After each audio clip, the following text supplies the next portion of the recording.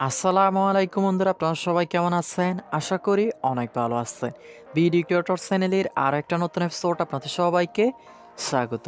আপনারা অনেকেই আমার বিভিন্ন ভিডিওর মধ্যে কমেন্ট করছেন, আপনার ফেসবুক প্রোফাইলের মধ্যে যখন এরকমই একটা ফিউচার ফটো অ্যাড করতে চান তাহলে আপনারা অ্যাড করতে পারতেছেন না।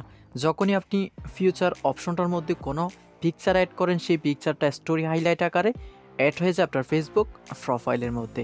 তো এই সমস্যাটা কীভাবে আপনারা সমাধান করবেন সেই বিষয়টাই বিস্তারিত দেখানোর চেষ্টা করবো আজকের ভিডিওতে। প্রতিবারের মতো আপনাদের সাথে আছি আমি এনাম। আশা করি আপনার ভিডিওটা শেষ পর্যন্ত দেখবেন, ভালো লাগলে অবশ্যই একটা লাইক দিয়ে যাবেন। আর আপনি যদি আমার চ্যানেলের নতুন দর্শক হয়ে থাকেন তাহলে একটু কষ্ট করে নিচের লাল সাবস্ক্রাইব বাটনটার উপরে ক্লিক করে নোটিফিকেশন আইকনটা অল করে রাখবেন, যাতে এরকম নতুন ভিডিও আপলোড করার সাথে সাথে আপনার কাছে নোটিফিকেশন চলে যায়। তো বন্ধুরা, আর কথা না বাড়িয়ে চলুন ভিডিওটা শুরু করা যাক। এর জন্য আমি ফেসবুক অফিসিয়াল অ্যাপসটা ওপেন করে আমার ফেসবুক প্রোফাইলের মধ্যে চলে আসলাম।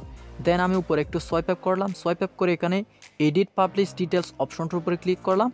ক্লিক করে এখানে আমি একটা ফিউচার ইমেজ অ্যাড করে দেখি আমার প্রোফাইলের মধ্যে কিভাবে ফিউচার ইমেজটা অ্যাড হচ্ছে।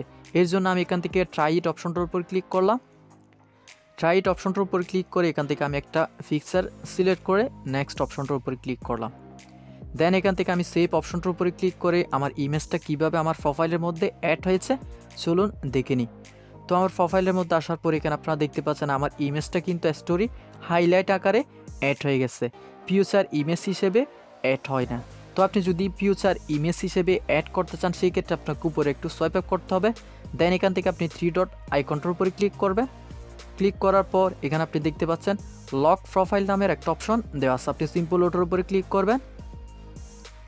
ক্লিক করার পর আপনি লক ইউর প্রোফাইল অপশনটার উপরে ক্লিক করবেন। দেন ওকে অপশনটার উপরে ক্লিক করবেন। ক্লিক করার সাথে সাথে আপনার ফেসবুক প্রোফাইলটা লক হয়ে যাবে এবং আপনার ফেসবুক ফ্রেন্ড নয় এমন ফেসবুক ইউজারকারীরা আর আপনার ফেসবুক প্রোফাইলটাতে ঢুকতে পারবে না। তো এখন চলুন একটা ফিউচার ইমেজ আমরা অ্যাড করে দেখি। এর জন্য আমি আবার উপরে সোয়াইপ আপ করলাম। দেন এখান থেকে এডিট পাবলিক ডিটেলস অপশনটার উপরে ক্লিক করলাম।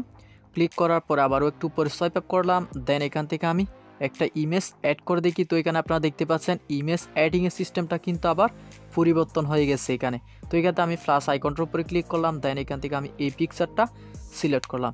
সিলেক্ট করার পর আমি সেভ অপশনটার উপরে ক্লিক করার সাথে সাথে দেখতে পাচ্ছেন আমার ইমেজটা ফেসবুক ফিউচার অপশনের মধ্যে অ্যাড হয়ে গেছে।